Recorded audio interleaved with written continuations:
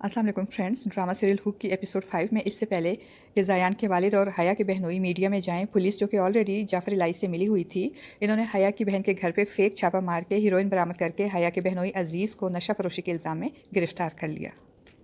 हया खुदकुशी की कोशिश करती है तो जाफ़र के आदमी उसके हाथ पांव बांध देते हैं। तभी जाफ़र वहाँ आता है और कहता है कि इतनी आसान मौत तुमको नहीं मिल सकती, तुम मौत के लिए तड़पोगी मगर मौत नहीं आने दूंगा तुम्हें। जाफ़र की माँ वली को फ़ोन करती है तो वली जाफ़र से बात करवाता है। अम्मा कहती हैं कि वो हकीकत से आगाह हैं, उनको वो दोनों ज़िंदा चाहिए, उनको उस लड़की से कुछ पूछना है, फिर भले जाफ़र उस लड़की के टुकड़े टुकड़े करके कुत्तों को खिला दे। जाफ़र हया से बात करता है, उसके सामने सिचुएशन रखता है और कहता है कि जैसे तुम ज़ायान के लिए पॉजेसिव हो, शहीर भी तुम्हारे लिए इसी तरह पॉजेसिव था और तुमसे मोहब्बत करता था। उसकी मोहब्बत को तुम लोगों ने गलीज़ कहा और उसको मार डाला, मगर हया मुसलसल उसकी मौत से इनकार करके जाफ़र को गुस्सा दिलाती है। तो जाफ़र कहता है कि मैं तुम लोगों को ज़िंदा लाश बनाऊंगा, तुम में से अगर कोई मरेगा तो वो ज़ायान होगा। जाफ़र की माँ शहीर को याद करती है, रोती है और तड़पती है और बदुआ देती है कि जिन्होंने इनको शहीर का ज़ख्म दिया, खुदा करे उन्हें कभी चैन ना आए और वो भी सारी उम्र तड़पते रहें। ज़ायान की माँ भी ज़ायान को याद करके बहुत रोती है। सदफ़ इनको तसल्ली देती है।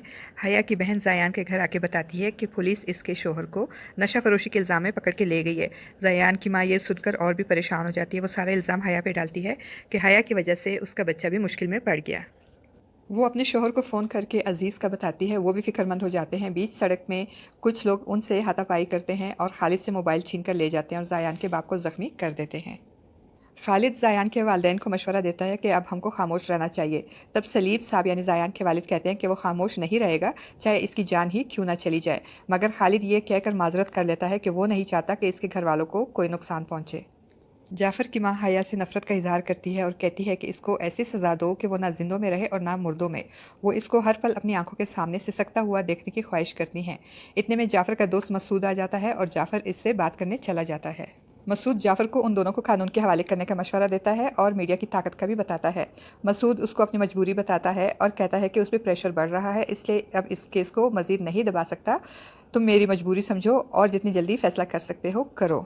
जाफ़र शहीर को याद करता है, उसके वॉइस मैसेजेस सुनता है और हया से उसकी मोहब्बत की शिद्दत को महसूस करके दुखी होता है।